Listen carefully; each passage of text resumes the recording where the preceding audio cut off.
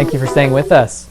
A historic building in Sandersville may be home to a ghost. At least that's what volunteers at the Old Jail Museum believe. After a series of strange happenings, it's where a young girl burned to death on a Saturday morning in 1901, and just recently she's made her presence known on more than one occasion. So I decided to check it out for myself with a team of local ghost hunters. Now, the audio you're about to hear is not doctored.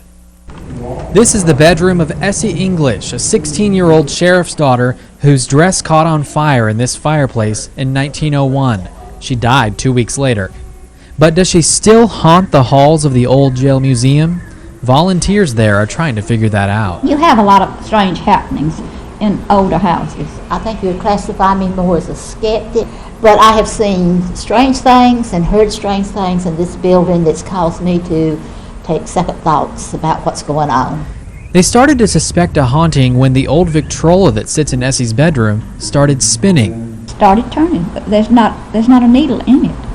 Other strange things have happened too. The front door opens and closes a lot, and no one there.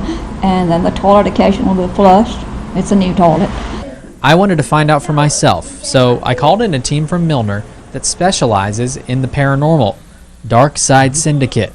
They were curious about the reports too. It's been, footsteps, things happening up in the upstairs, noises.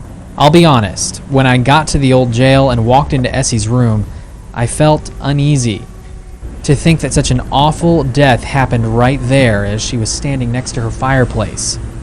Aaron Hayes of DARKSIDE Syndicate was determined to get to see if the team could make contact with Essie's spirit. I want to know if they're try to find proof that there is someone or something there. So with their ghost hunting gear and a full moon, which Hayes tells me can really help in communicating with the dead, the team began their search. This is an electromagnetic field detector. If it ever reaches orange or red, which it may do anytime, that could indicate some paranormal activity. We get a recording voice that we didn't hear with our naked ear in the recorder, and we can pick it up through software. In some of the recordings, you can hear a faint voice after AYMERICH tells Essie that he's going to count to 10 and move to another room unless she communicates with us.